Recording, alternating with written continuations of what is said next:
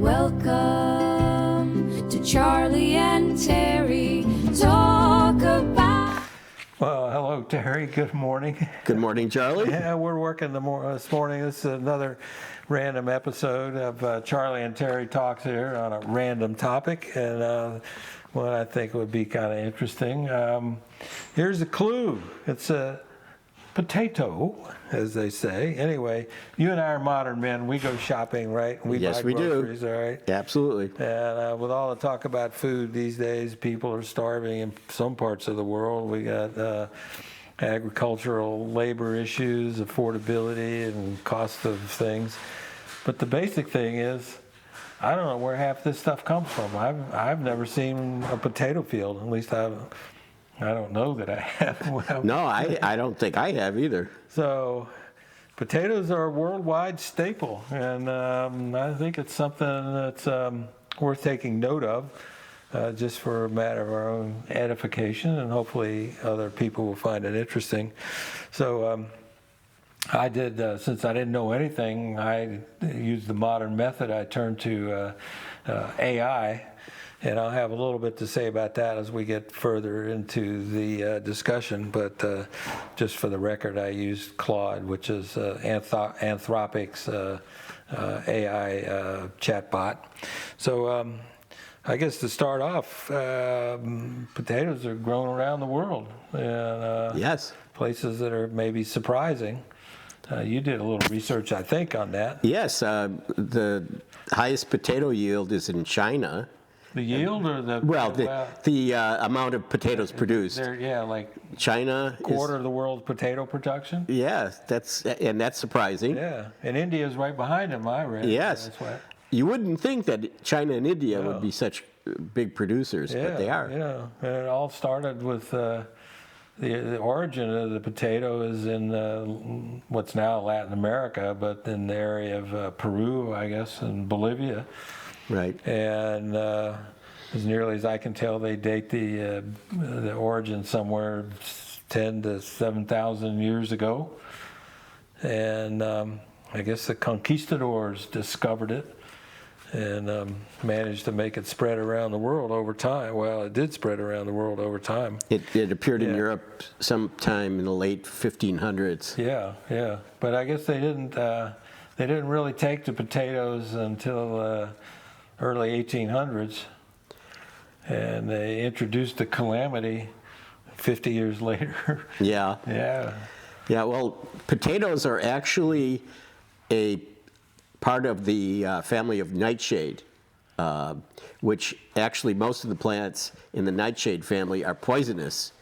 And potatoes actually uncooked have a certain amount of slight toxicity, mostly in the skin. But Don't cooking, eat raw potatoes. Yeah, don't eat raw potatoes. That's what they say. But anyway, but cooking them eliminates much of the toxicity. So, and you get a better tasting potato. Because originally the potatoes were kind of bitter, I believe, from reading. Well, it's amazing though how if it's toxic, how the indigenous people actually survived that and discovered how. Well, they cooked them. And cooking takes out the toxicity. And there are about 5,000, what I read, 5,000 varieties of potatoes on a worldwide basis. That's a lot of different kinds of potatoes. Yes. And we probably have a lot fewer than that, maybe 20, I suppose, that were. Yeah, I read somewhere there's about 55 potatoes that are the most popular that we see in North America and in Europe.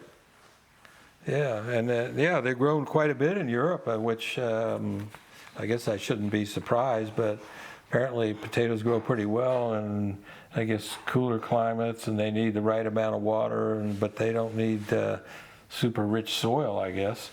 And so they're grown all over Europe and China and India. And the big potato growing states in the U.S. are Idaho, of course, and Washington, Wisconsin, Maine, Colorado, and then Maine used to be, but I think Maine has sort of dropped down the list of major potato producers, but I think they still produce high quality potatoes, so something to be said for that.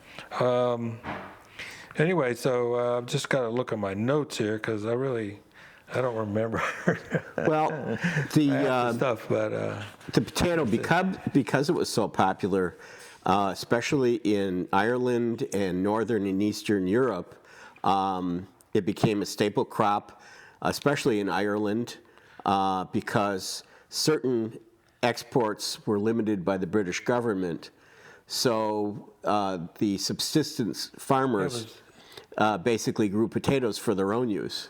it was really, potatoes were really the staple food, I guess, the sustaining food for the poorer segment of the population, tenant farmers and Yes. whatever. And then the blight hit, what was 1845 or Yes, so? 1845 was the first appearance of the blight. It wiped out a majority of the potato produced. It lasted for several years, but during that time, many people actually starved to death in Ireland, because the British had forbade any food imports of other substances. Substances? Well, any subsistence crops. And the problem is that the tenant farmers, most of the farmers in Ireland actually worked for large landowners Who were English. Who were English. But I thought they were exporting what part of the crop they had. Yes. And the farmers couldn't get any of their own crop to live on. Right. The landowners were exporting the taken, crops. And no wonder the Irish don't think kindly of the English. But the Irish, it was a devastating population loss as a result. I mean, they lost. As I remember, they had about 8 million people in 1845 as the population of the country, and 50 years later it was down to 4 million.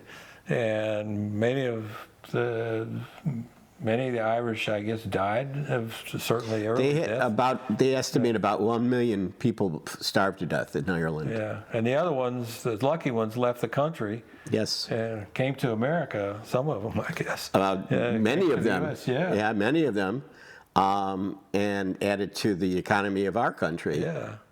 So there's a lesson in there somewhere on both sides of that. Anyway, the potato, I'm going to read something here that I got.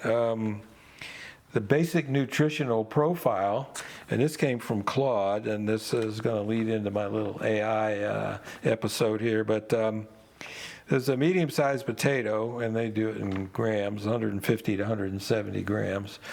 It has about 110 to 130 calories, 26 to 30 grams of carbohydrates, 3 to 4 grams of protein, and it's about 75-80% water. But they are rich in certain vitamins, and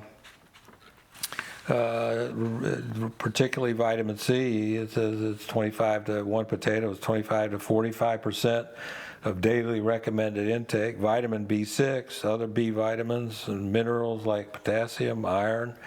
So the potato is very healthy, and you probably, I remember the movie Mars, where The Martian. The Martian, he was living on potatoes. Yes. So I guess there's some science behind that one. Anyway, and Claude, here's the thing. Claude says much of the fiber, vitamins, and minerals concentrate in or near the skin. Peeling potatoes removes a significant portion of their nutritional value. So, and it says preparation matters too, but a plain baked potato is kind of the best way. But at the end of the little discussion from Claude, I pushed back, and I said, what did I ask him here? It said, I asked Claude for the sources of the analysis that nutritional value lies near the skin. And here's, I'm going to read what Claude says. That's a great question. I should be more careful about that claim.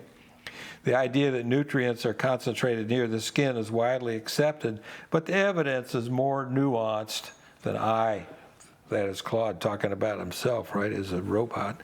It says, let me search for the current research on this. And it says, what the data shows is that Fiber is the only nutrient significantly reduced by removing the skin. A medium potato contains 2 grams of fiber with the skin and 1 gram without. So that's about 50%. Most of the other nutrients like potassium and vitamin C are found predominantly in the flesh. And there are a couple websites that actually gave me some links, and one is Potato Goodness, one is Potatoes USA, another one is Growing Produce. My favorite though is Spud Light. And, and that's actually an Australian website. And it was, I looked at that one, it was pretty well done. So, and I'm going to close my little. Before we go, I have a question. How many potatoes does Claude eat? How many? Is that a joke? No. No. Claude doesn't eat potatoes. My point exactly. Okay. Well, I'm going to get it So back. why are we listening to some guy who doesn't eat potatoes? Well, here's the key. The reminder that widely repeated nutritional claims should be questioned. It says, that made me realize, Claude, was repeating a misconception rather than presenting accurate information. And there you go, because the information comes what Claude just scrapes up what a lot of people say, and if a lot of people are saying something that's incorrect, right, then Claude is gonna parrot that back. So be careful. Be careful of what you take from AI. I mean, it's a great tool, really. It probably would have taken me a lot longer to get this information, but Claude is not good at jokes either. So talking about jokes, I asked him a joke. And it says, why did the potato cross the road? I don't know. Because it's all fork up ahead. Oh. I told it, and I told Claude that was a lame joke. And it says, you're absolutely right. Those were pretty terrible. Let me try something else. And that was just as bad. Okay. And then I went to ChatGPT. It came up with the same joke. But well, we had a little technical glitch there, so the camera stopped running for some reason. So we're back. I think we're pretty much wrapping it up. So, but it precipitously shut us off. Yes. Well, the camera too has its own opinion. Yeah. Which brings me to so we shouldn't always listen to AI. Oh, for sure. You double check it, and particularly if it's something, potato, you'd think it'd be fairly neutral subject. Anyway, I think we're still running here. Yeah, I think we are. We're going to go. So for some reason today, we really had some problems. Anyway, I think we're finished for the moment. If we have to come back, we will come back. But thanks for watching us, and stay tuned for the next episode of Charlie and Terry Talks. Bye now.